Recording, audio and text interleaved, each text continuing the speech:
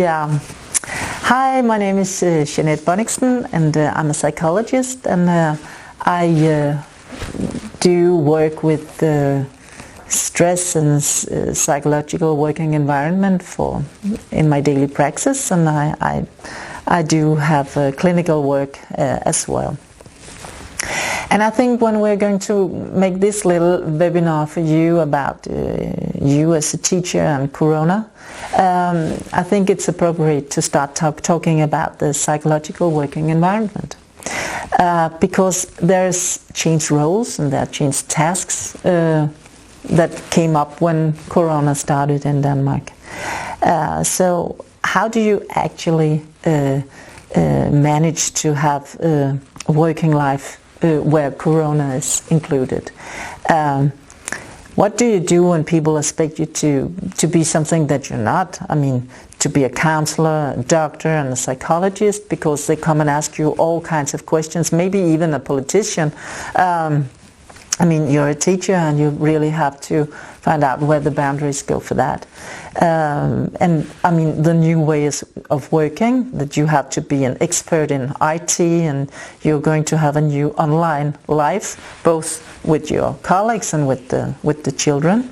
And I mean, not all of us are or were experts. Maybe you are becoming one right now. And then there is a role that you always have, but now it's with a changed focus because now it's on the children and Corona.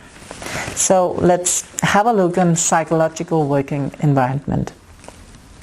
The definition is that it is, I have to put on my glasses here, that is those conditions in a working situation who influence the psychological well-being and provides a risk for increasing negative physical and psychological health and workability. And what we know right now is that, I mean, when you have a lack of overview, when things are different from what they used to be, then it can actually provoke the stress response. And in order to try to balance that, we know that you can work on the psychological working environment, and to kind of break it down, we can talk about the relations between you and your colleagues and your managers. We could talk about the organization of the daily work and of the school life, and we could talk about physical conditions in all, but especially we'll look at one. And if we starting by looking at the relations, what we want to achieve is to have a community with a we understanding. I mean, you are going to take care of all this together. It's not you, but it's you together with your colleagues and together with the managers, the leaders of the school, of course together with the parents as well. But I mean, so it's how can you create, how can you build up this we feeling, this feeling of being a we as a community. A lot of it has to do with communication, how you communicate with each other, how much you actually feel that there is a space for you to be seen and heard and understood in your worries or your opinions or what you know and what you don't know, so you can build up trust with each other, so you can actually make some agreements where you can just trust in each other's way of behavior and the way that you talk to the parents and talk to the children and talk to each other and so on. So you have to have the feeling of security and to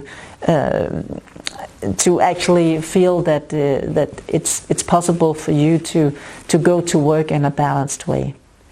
And some of the factors that is included in that is also to talk about expectations. What do you expect from each other? How can you be sure that you can take care of each other in a good way? Another thing that is important to look at is how the daily work is organized. I mean, this is a different situation from normal. I mean, it's always a thing you have to talk about, how you organize your daily work, but right now it's different, and it's a different situation from normal. So what is very important to stay balanced is to get an overview over the situation. to find a structure together in how to handle the situation, so you can get back in control and to find kind of, have this understanding or feeling that there is not so much chaos, but you can find structure and you can find order in the chaos. And this is only done by talking together, by having kind of meetings where you're focused on how can we structure the situation together, so we can build up this community and we understanding. When we talk about the physical conditions and psychological working environment, normally we talk about smoke, noise, waste, working positions and so on. But I think what is very important these days is the risk of infection. It's invisible risk that you feel that you are walking in all day long. That we cannot see the virus, but we know that it's there. And how can you take precautions around that so it feels safe for you to go to work? You have to talk about it. You have to find a mutual way to actually handle those things. And talking about stress, I can tell you that anxiety and stress, it's like the same two sides of the same coin. Stress is a reaction that is coming when you have fear of something, or when there is anxiety, in general. And the stress response will go on. And it doesn't matter if, the bodily reaction will be the same, whether it's objective, something that is the fact, or it's a subjective, perceived dangerous situation. So but what we do know is that it's only if it is a dangerous situation. So facts is some of the things that can actually balance the stress response.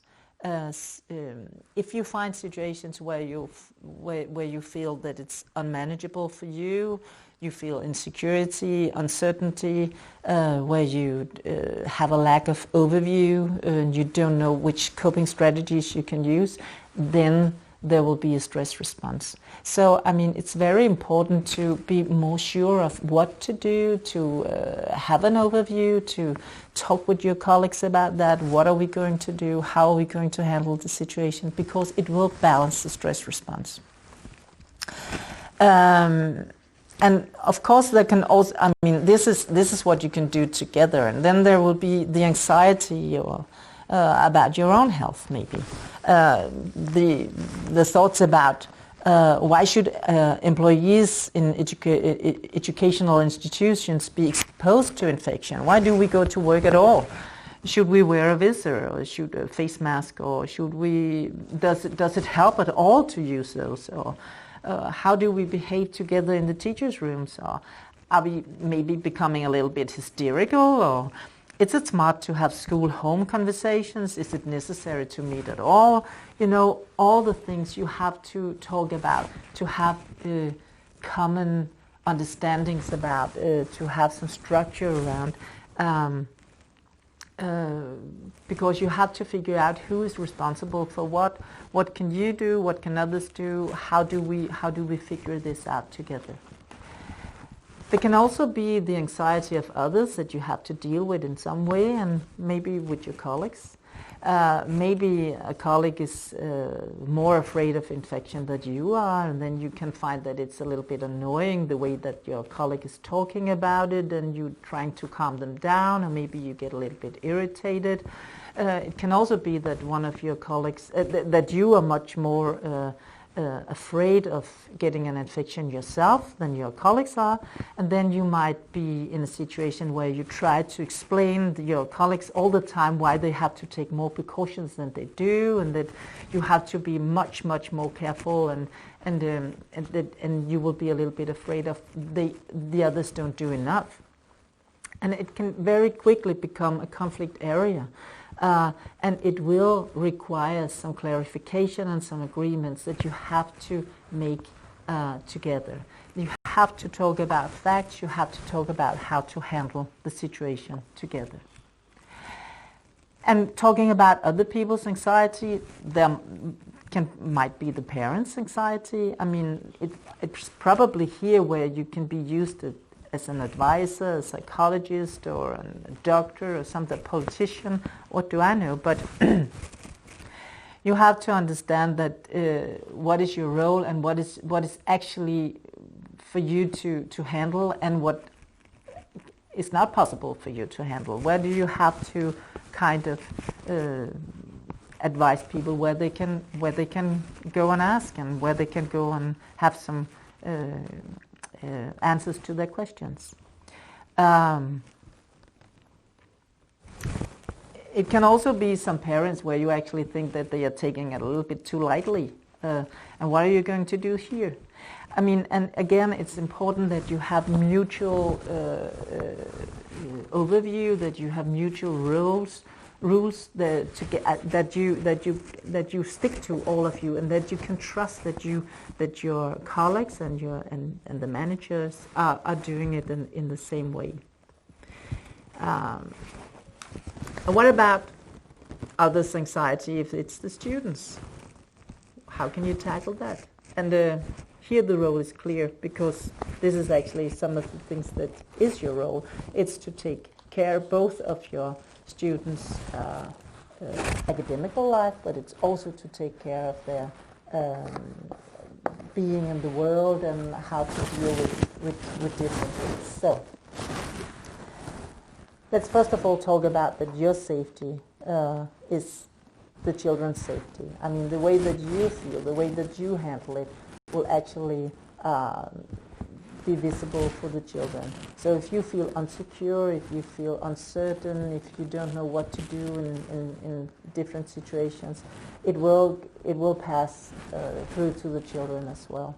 So it's very important that you yourself always do your best to be clear about what you think, what you know, how to handle situations, so your certainty actually can go further on to the children.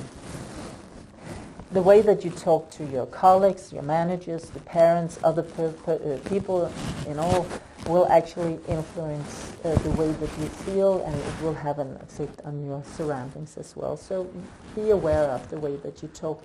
If you're always talking about Corona as if it's very scary and dangerous and you don't know what to do, it will affect your surroundings. So try to figure out a way to handle it, to be more sure about how you are going to do with you and yourself, so you can actually be more of a solid rock to your surroundings. There is this Forening. Organisation. Okay, thank you. There is this organization called Børns Vilkår. Directly translated, it's called Conditions for Children. They have a lot of advisors, and they also have advice for teachers. And some of the advice says you have to listen to the children's concern. I will say a little bit more about that in the next slide, so I will go on to the others, but you also have to talk to the children about facts. So, I mean, you have to tell them, I mean, because children can very, very easily get scared and dramatic about situations. So it's one of your jobs is to help them to figure out what is what by looking at the facts about the situation and what is said and what is done and what is true and what is not true.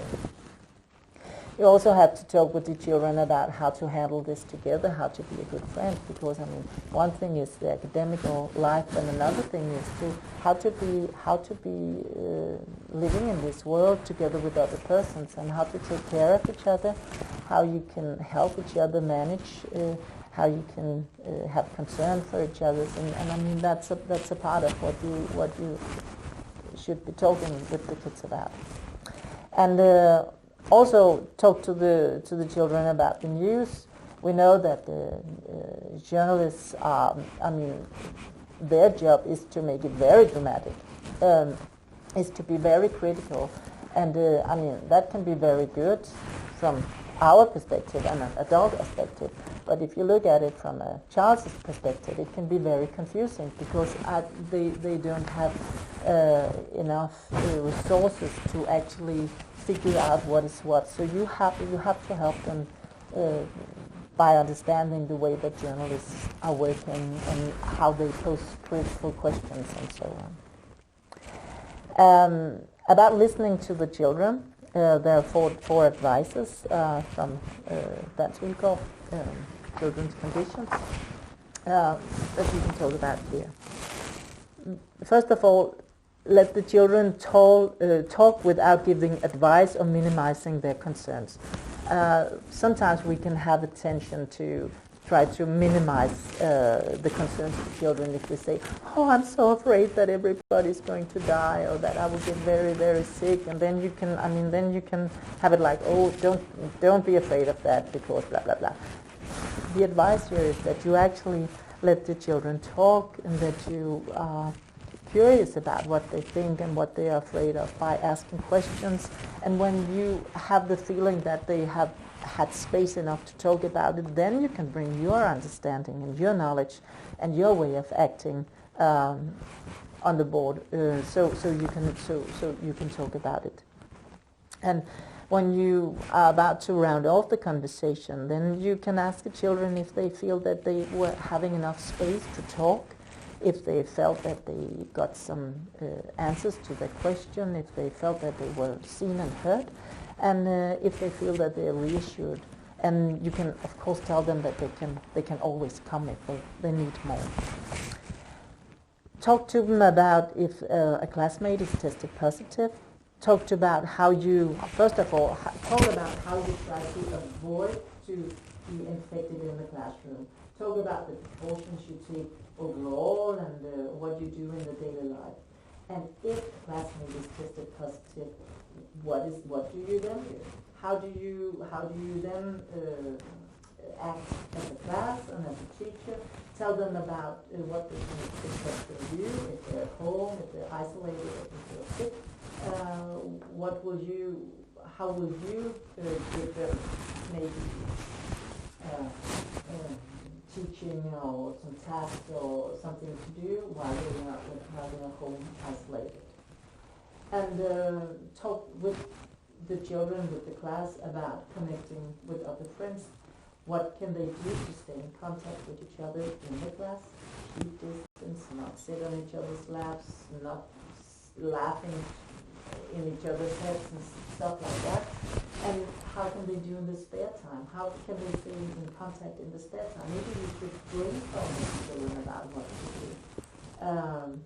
Again, it's very important to talk about how to be a good friend to all of the classmates, not only to the very best friends, but to all of the classmates.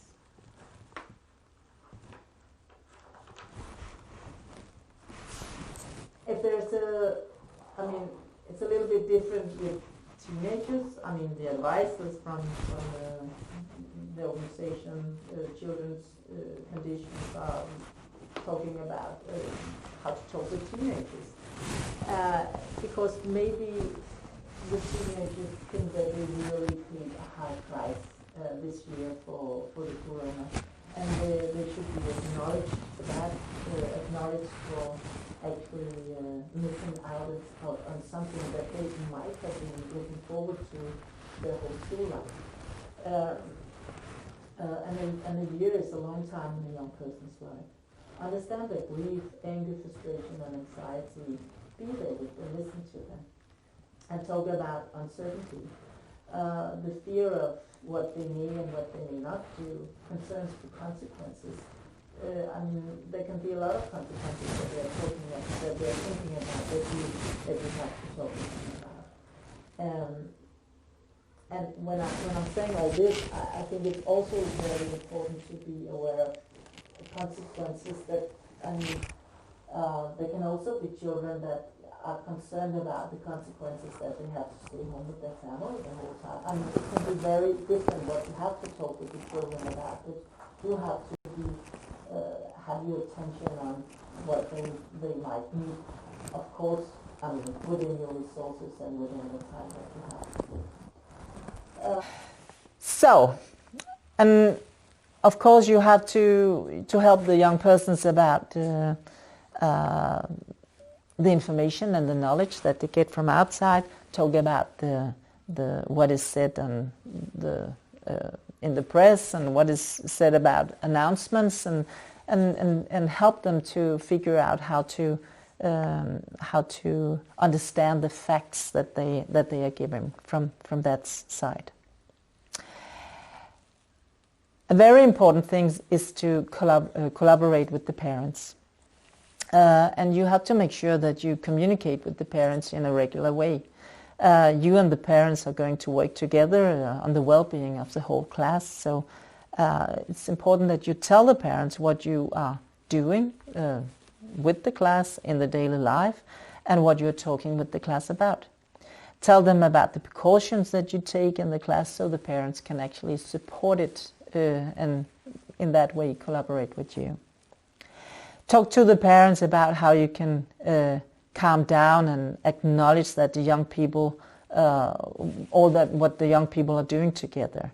I mean, a lot of the young people feel that they're really pressured in this time. So how can you actually give them some recognition and tell them that they are doing fine and that you are helping them, that it will work out, and you have to do it together. I mean, sometimes parents panic about their children's school life can go through to the children, and so I think you also have to assure the parents that everything is taken care of. I mean, they should not do more than you ask them to do. If you are concerned about one student, then you must contact that student's parents separately. And I mean, there might be some of the students that you are concerned about, where you might even talk with some of your colleagues or somebody else before you go to the parents to see how you can support that student in the best way. It can also be a good idea to address the parents' representatives. That was a very difficult word. Representatives of the class, because you can encourage them to talk about the experience that all the parents have, and to see how you can help the young people through this very difficult time together. So let also give the parents some responsibility for that.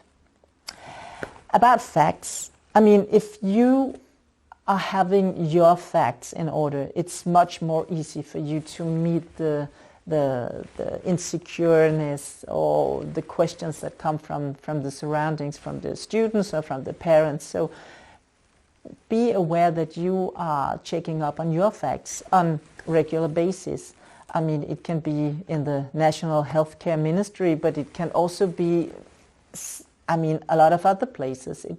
It can also be about how to use Teams, or I mean, it can be a lot of things. Figure out how you can get as many facts as you need to actually feel that you are standing on your feet. So the more updated you are, the better you can handle the situation and the more secureness you can provide for the surroundings. So, because we know that panic and anxiety is gasoline on a stress fire, or bonfire, or what you call it. Yeah. If you yourself need some additional support to your role as a teacher, Børns Vilkår, they have a professional helpline, and you're welcome to use it. They will sit there and they will be prepared for your call and for your questions. I mean, first of all, they will speak Danish in there, but I have a friend who works there, and he says that there will always be somebody who speaks English as well. So you just be patient. So then they will find a person that can help you and have a talk with you. So yeah, I'll advise you to use them. I hope you had a little bit more understanding about how frames and I mean, figuring things out together actually can be helpful for your for your security, and by that you can provide security for the children and the other persons around. So I just wish you good work on that, and have a good time.